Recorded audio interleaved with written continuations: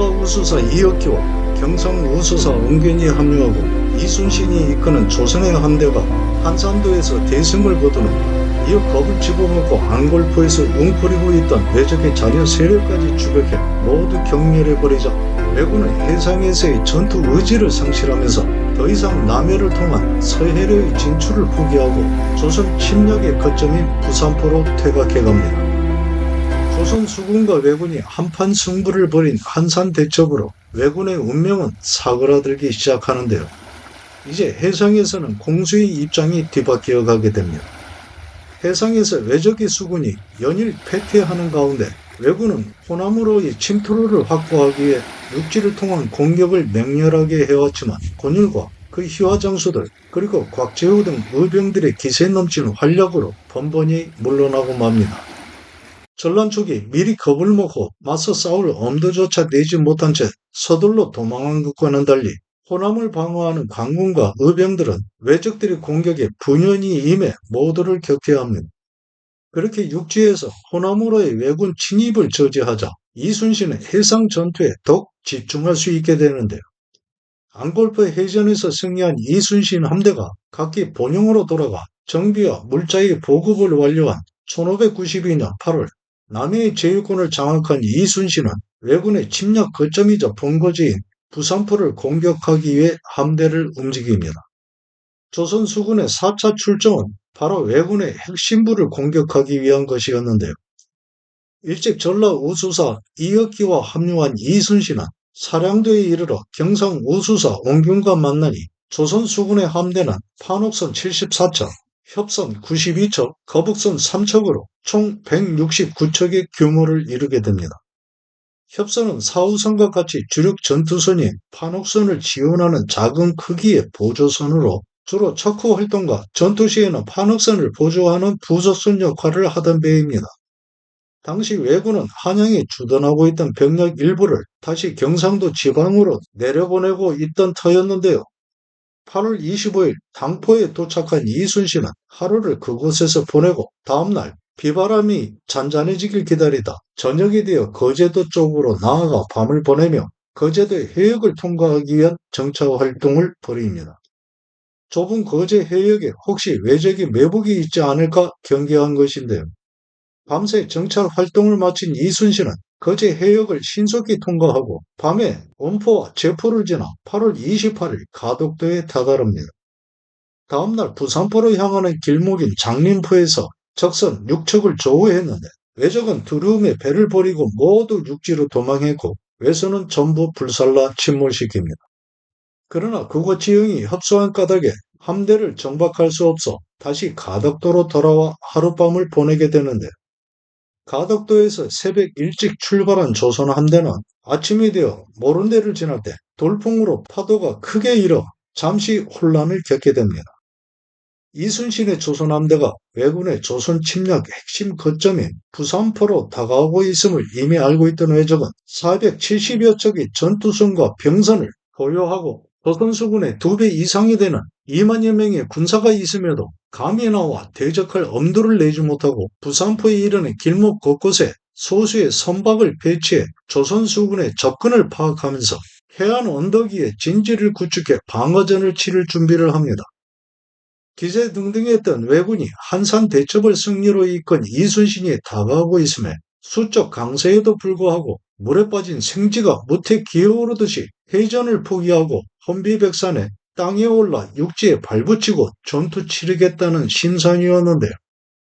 육지가 바다 쪽으로 튀어나온 지역인 화중구미에서 외선 5척을 조우에 격침하고 이어 다대포에서 8척, 서평포에서 9척, 전령도에서 2척을 침몰시키며 부산포에 더욱 접근해 가는데 1592년 9월 1일인 이날 새벽에 가덕도에서 출발한 조선 함대가 적선과 4차례의 전투를 치르고 나자 날은 벌써 해가 서쪽으로 넘어가고 있는 시점이 됩니다.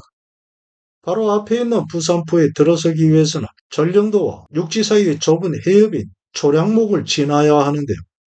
이순신은 먼저 척후선을 보내 해협을 정찰하게 했고 돌아서는 조선 수군의 척후선을 뒤쫓아온 왜군의 대형 전투선인 안택선 4척을 부산포에 들어서기 전 제물로 수장해버립니다.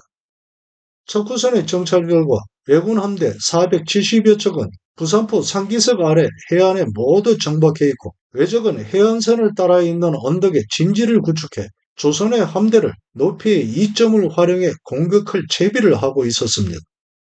그의 아랑곳하지 않은 이순신의 조선 함대는 모든 함선이 앞선 배에 꼬리를 물고 길게 늘어지며 전진하는 장사진의 형태로 초량목 해협을 지나 마지막 종착지인 적진의 심령 부산포로 들어섭니다. 포구에 진입한 이순신 함대는 일제히 화포 공격을 가했고 해안 진지의 왜적 또한 화포와 조총 등으로 대응해 부산포는 일대 대격전의 장이 되어가는데요. 그러나 수적 우세에도 불구하고 왜군의 공격은 아군에 큰 타격을 주지 못했고 반면 이순신 함대는 해안선을 따라 이동하며 정박해 있는 외선들을 집중 공격하면서 왜적의 배는 하나둘씩 파괴되고 불부터 가라앉기 시작합니다. 여러 날의 힘든 항해와 수차례 전투를 치른 상황에 도달한 이순신 지휘와의 조선 수군의 전투력이 해안에 웅크리고 있던 왜적을 압도하고 있던 것인데요.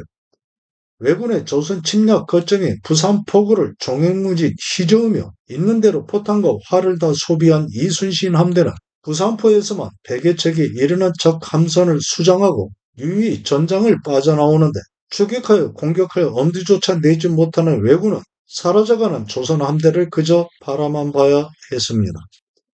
한산대첩으로 왜적이 허리가 꺾였다면 부산포 해전의 대패로 왜군은 목이 졸리는 치명상을 입은 결과에 이른 것인데요.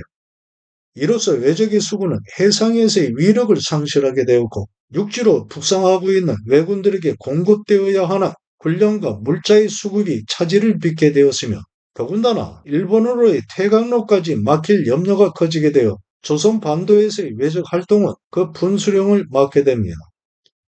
이순신은 이번에 4차 출정에서 몇몇의 희화장소와 군사를 잃기는 했지만 적의 공격에 격침된 아군의 배는 없었는데 그만큼 거북선과 조선의 대형 전투선인 판옥선에 대한 장점과 단점을 잘 파악해 전투 지형에 적합한 작전을 펼치는 이순신의 용병술은 탁월한 것이어서 매번의 전투에서 적에게는 치명적인 타격을 입히는 반면에 아군의 희생은 미미한 정도로 그치게 할 수 있었던 것입니다. 이러한 승전은 조선의 공격선이 판옥선의 성능이 일본의 앙태선을 능가하였기 때문이 아니고 그것의 장점을 잘 살리는 훈련을 거듭하였으며 판옥선의 장점을 최대로 활용할 수 있는 전장의 지형을 주의 깊게 살폈고 화포 발사 시 바람의 영향까지도 고려해 전투 장소를 결정하는 치밀한 작전 운영 능력이 단 한 번의 패배 없이 연전연승하는 이순신이 되게 하였던 것입니다. 임진란 초기 부산포에 상륙하는 왜적을 맞아 제대로 된 전투 한번 벌이지 못한 경상우수사와 경상좌수사 또한 같은 판옥선을 지휘했고 이순신이 모함받아 옥에 갇혀 있을 때 삼도 수군 통제사가 되었던 경상우수사 원균이 지휘한 칠천량 해전에서는 왜군에 대비하여 다시 한번 조선의 운명을 백척간두에 걸리게 했던 것을 생각해 본다면 전장에서의 지휘관 능력이 얼마나 중요한 것인가를 쉽게 이해할 수 있게 됩니다. 이순신은 이 부산포 해전에서의 승리를 한산대첩보다 더 크게 생각했는데요. 470여 척에 이르는 대규모 함대와 대병력이 적군이 기다리고 있는 부산에 두려움 없이 들어서서 수많은 왜적을 몰살하고 100여 척에 이르는 적선을 격침한 뒤에 당당하게 전장을 벗어나 자신과 조선 수군의 기세에 대한 자부심을 표현하기도 합니다. 이순신보다 5년 먼저 세상에 태어나 훨씬 이전에 벼슬살이를 시작한 경상우수사 원균은 이순신보다 벼슬이 작업이 낮음에도 이순신의 지휘를 받는 것에 항상 불만을 표하고 그것에 순응하지 않았는데요. 훗날 그런 불화를 보다 못한 조정에서 원균을 충청 절도사로 삼아 육지로 자리를 옮깁니다. 육지의 장수가 된 원균은 조정의 권세 있는 신하와 어울려 지내면서 그들의 귀와 마음을 어지럽히니 이순신에게는 뜻하지 않던 적들이 많이 생겨나게 됩니다. 4차 출정에서 조선의 운명을 결정짓는 대승을 거둔 이순신은 재정비를 위해 다시 본영으로 돌아갑니다. 이처럼 이순신의 조선 함대가 남해의 진주에 있는 왜적의 숨통을 끊어가고 있을 때 육지에서는 명나라 군사 3,900명이 더 들어와 평양 수복을 위해 평양성이 왜군을 공격했지만 패퇴해 선조가 있는 압록강 부근의 의주 쪽으로 물러납니다. 그러나 남쪽에서는 이순신의 활약으로 경상남도 육지에 주둔하고 있던 왜군의 기세도 꺾여가 진주판관 김시민은 주변의 군세를 모아 사천, 고성, 진해 등지에서 왜적을 쳐내 큰 길로 연결되어 있는 여러 고을을 회복하는데요. 김시민은 그의 진주 목사가 되었고 이후 진주성에서 의병장 곽재우 등의 지원과 3,800여 명의 군사와 백성만의 힘으로 2만여 명의 왜군에 맞서 임진왜란 3대첩 중의 하나인 진주대첩을 승리로 이끄는 주역이 되지만 전투가 막바지에 다다라 왜적이 퇴각할 즈음 적 탄환을 이마에 맞고 얼마 후 숨을 거두게 됩니다. 이순신의 연이은 승전으로 서해로의 해상 진출이 무산된 왜적은 육지에서도 의병 등의 활약이 불씨를 키워가자 육로를 통한 통행에서도 어려움을 겪어가기 시작했는데요. 따라서 여충지인 진주성을 공략해 전라도로 진입하기 위한 거점을 확보하고자 했던 것입니다. 이 당시 조정에서 임명한 장수 중에는 조선을 수호하기 위해 분연히 일어선 의병의 활동이 자신들을 능가하는 것을 마땅치 않게 여겨 그들에게 협조하지 않거나 오히려 방해하며 막아서기도 했는데요. 이러한 어려움에도 문신임의 유학자인 조원은 의병을 일으켜 왜적의 수중에 있던 청조성을 회복합니다. 연이어 금산의 왜적을 공략할 것을 전라감사, 충청감사와 약속하였지만 두 도의 감사가 시위를 지지부진하게 미루어가자 그것을 분하게 생각한 조헌이 눈물을 흘리며 말합니다. 나라의 임금이 어디에 계시는가? 군주가 잘못되면 죽음이 있을 뿐이니 지금이 바로 그때이고 살고 죽는 것을 헤아릴 경우가 아니다.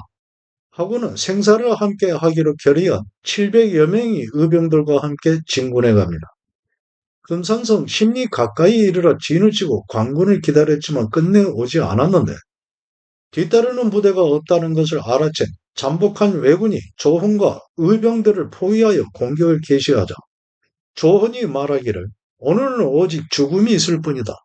어려움에 부끄럽지 않도록 최선을 다하라 하니 그 뜻에 모두 동의한 의병들이 목숨을 내놓은 채 사방의 왜적에 맞서 싸우면서 3번에 걸친 적의 공격을 물리쳐냈는데요. 그러나 화살은 다 떨어지고 이제는 압도적인 숫자의 적과 백병적만 남아있는 상태에서 움직이지 않고 있는 조원에게 주변에서 피해 빠져나갈 것을 말하니 대장부에게는 죽음만이 있을 뿐 구차하게 연명할 수는 없다 하며 왜적의 칼에 맞섰고 거듭 닥쳐오는 왜적에 분연히 몸을 움직이던 모두는 마침내 한자리에서 생을 마감하게 됩니다. 조헌과 의병들의 기세에 목숨 잃은 왜적의 수는 더욱 많았는데요.